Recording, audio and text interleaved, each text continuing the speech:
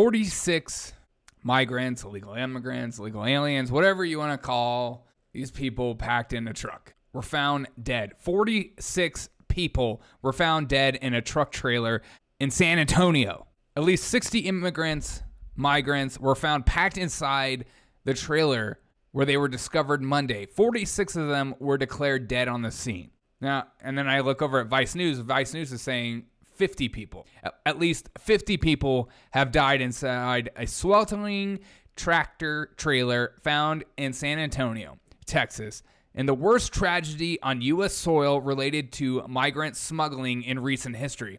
The death toll includes 22 Mexicans, 7 Guatemalans, and 2 Hondurans. San Antonio, where the migrants were found, is 155 miles away from the Mexican border, a major transit route for Mexicans and Central Americans being smuggled into United States. I saw this news story breaking late last night, and my first thought was, I guarantee this story doesn't last 24 hours on major networks. Think about this. 46 or 50, whatever news source you're going to use, up to 50 people dead in a trailer, and it's just gone away. Because we don't have a border crisis. It's not real. Republicans pretend like they care, and Democrats pretend like it's not a problem. If we go to CNN, what's the top stories going on at CNN at the moment? What are we talking about, CNN? We're talking about January 6th.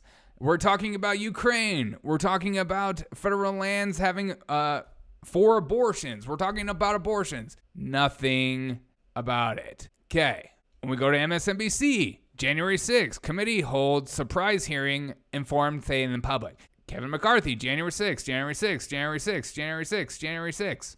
And then we go to listen to what our own press secretary has to say, because she was asked about the 50 people dead that were found in the tractor trailer. And this is our White House's response. Again, 50 people dead.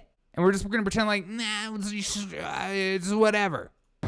We're focused on them, on the facts, and holding the human strugglers who endangered vulnerable individuals for profits accountable. And we're focused on continuing our historic actions to disrupt dangerous smuggling networks, including through new anti-smuggling campaign that just in the first 2 months resulted in over 1,800 arrests. But the fact of the matter is the border is closed. So shut up. The border's closed. This is a non-issue. This isn't real. And then we have Biden doing this with breaking with schools.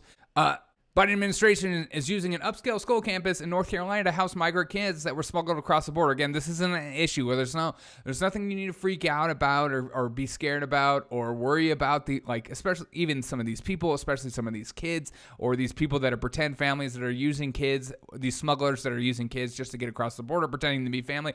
This is a non-issue, or some of the rape and abuse and sex trafficking and stuff like that, and the drugs being smuggled like fentanyl. This is a non-issue. This is just a Republican talking point. Again, 50 people dead in a trailer where 60 people were in there total, packed in.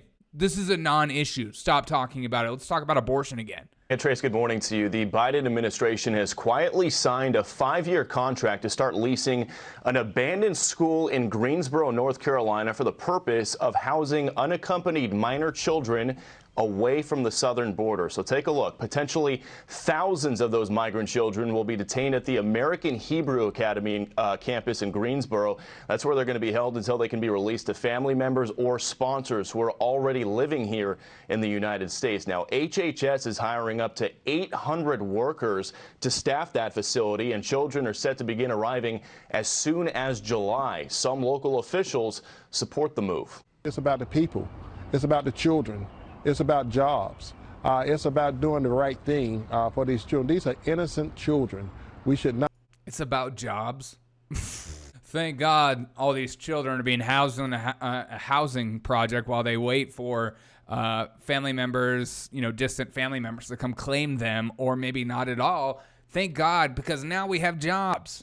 Ugh. Not put politics in the midst of this. And you're taking a live look at that campus right now, which is near a residential neighborhood. And there are now some North Carolina Republican lawmakers who are crying foul. They are pointing to HHS Secretary Xavier Becerra's testimony last year when there were rumors floating around that migrant children would be sent to North Carolina. Confirm if this report is true. Have you already sent or are you planning to send minors to North Carolina? There's no plan that we have to shelter children in North Carolina. Don't you love how they just straight up lie to you? They don't care. They don't care. We'll just lie. We know we won't be held accountable. We'll say whatever we want and also pretend like 50 people didn't die, in a truck, and has nothing to do with Biden's border crisis. Again, I had to find this information on Breitbart and Vice News, two different sources, but on far ends of the spectrum, as you would say. But again, not on Fox, not anywhere. This is a problem. This is a huge, huge problem. 50 people are dead, and we're going to pretend like the border crisis isn't an actual crisis. It's just good people trying to get across. There isn't the cartels that are owning these people or doing horrible, horrific things to women and children. No, we're just going to pretend like everything's fine, and it's just a talking point. It's just hyperbolic politicians. Am I the only one that cares that 50 people were dead in a truck? I don't care. They're people. They're human beings. I care about that first and foremost. But who is perpetuating this? Who is making this worse?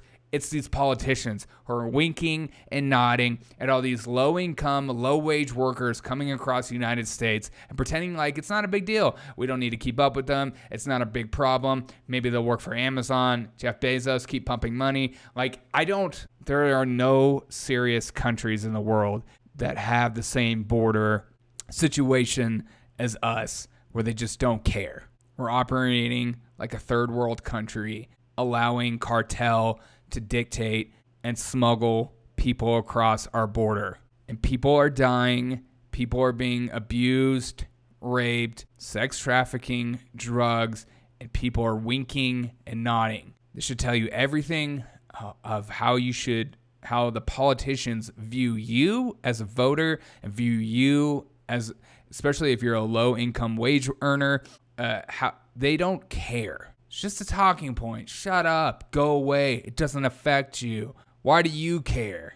I'm rich. It's not going to affect me. I'm a politician. I'm a CEO. You fill in the blank. It's not going to affect me. But I knew this. I knew this story would just be swept under the rug. This is kind of how we are, right? Something absolutely horrible that happens in the world that doesn't fit whatever agenda the politician of the day decides is part of the agenda. You don't hear about it. They don't care about it. They want the story to go away. It's a nuisance. This is taking away from the real issue, which is Roe versus Wade being overturned. That's the real issue we need to worry about. Not 50 people dead in a trailer.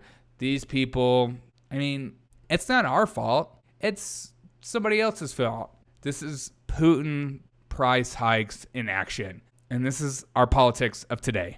Even like Chicago, like Baltimore, these cities that have murder all over the place. What is Lori Lightfoot doing? She's talking about Roe versus Wade on stage while children are being murdered in her city. Stop pretending like these politicians care for you. They don't. They don't, especially the Democrats, and the Republicans, at least they pretend like they do. So it certainly seems like. I'm just like so frustrated. As you grow older, you just realize how much BS is in the news and how much BS politicians speak. It's like the politicians you thought were going to be the ones that have your back don't actually have your back. And the ones that do have your back are shunned and taken out of society and acted like crazy lunatics. But that's about right, isn't it? It's like the experts, the real people that challenge the agenda, challenge the narrative, are the ones castigated and set aside, seen as the psychopaths, the crazy people.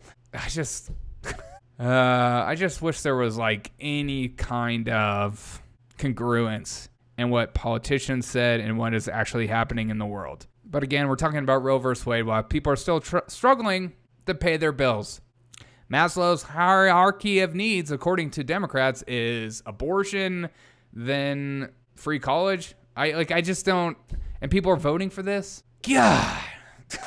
Okay. I don't know. If you guys want to support my show, you go to buymeacoffee.com/Derek O'Shea Show. I'd greatly appreciate it. It'd mean a lot to me if you did. The link is in the description below. Share this on all social media platforms. The only way it grows through you.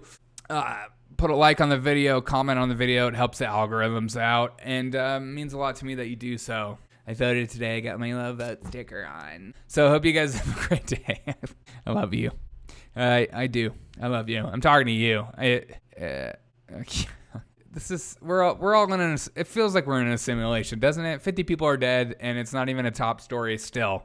You know, like what? Where are we? We need an update. You know, where's the aliens when you need them? I just like, what the frick, dude?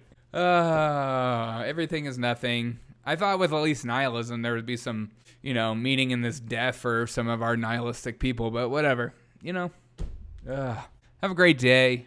If you're mad at me for using Breitbart, I don't care. If you're mad at me for using Vice News, I don't care. It's just showing you that it's these websites that are actually doing some sort of journalism, not CNN, Fox News, MSNBC. Stop. They're not.